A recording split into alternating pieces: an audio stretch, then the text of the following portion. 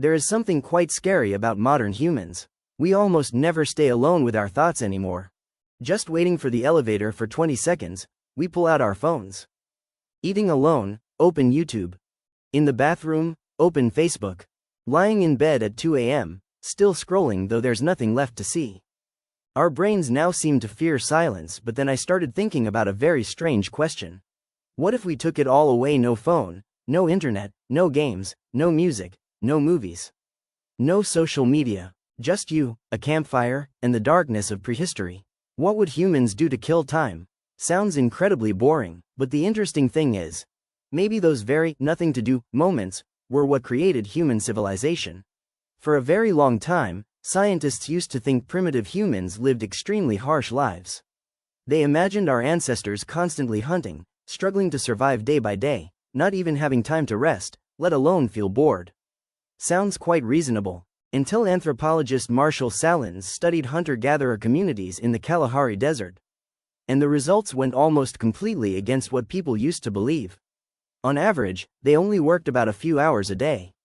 Most of the remaining time, they rested, walked around, sat chatting, watched the fire burn, or simply sat still. In other words, our ancestors had much more free time than many modern people. And when the human brain has too much time, it starts doing what it does best, imagining.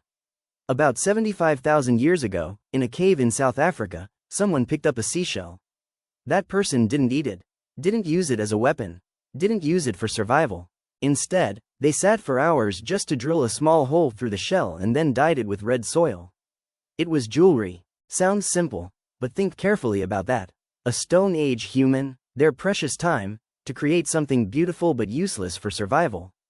That was a hugely important moment, because it shows that humans didn't just want to live. We wanted to feel something. Maybe the first art in history was born just because someone was bored.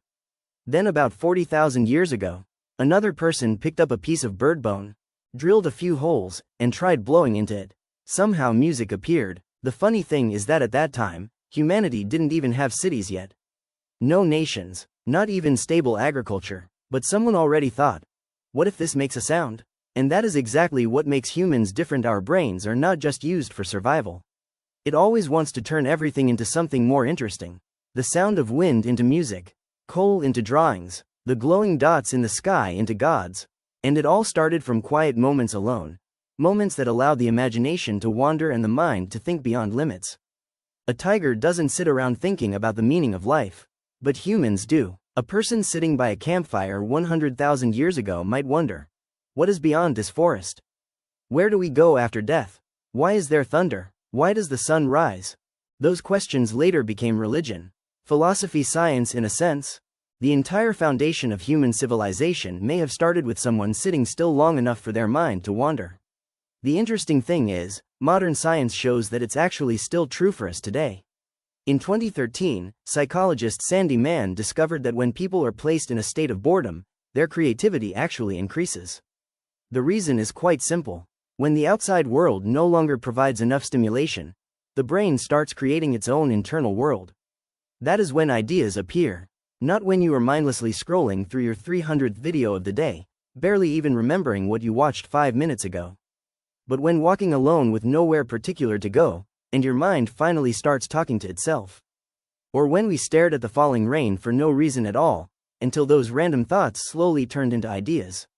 Maybe the reason modern people are feeling emptier and emptier is because we have entertainment at all times, but we rarely have silence. Every single moment is filled. That's why our brains rarely get the chance to rest long enough to wander the way our ancestors once did in cave shelters tens of thousands of years ago. Maybe that's what we've lost. Not time, but the silence required for an idea to be born. Dick, 75,000 years ago, somewhere in the silence of the ancient world, a human being sat long enough to create the first piece of jewelry.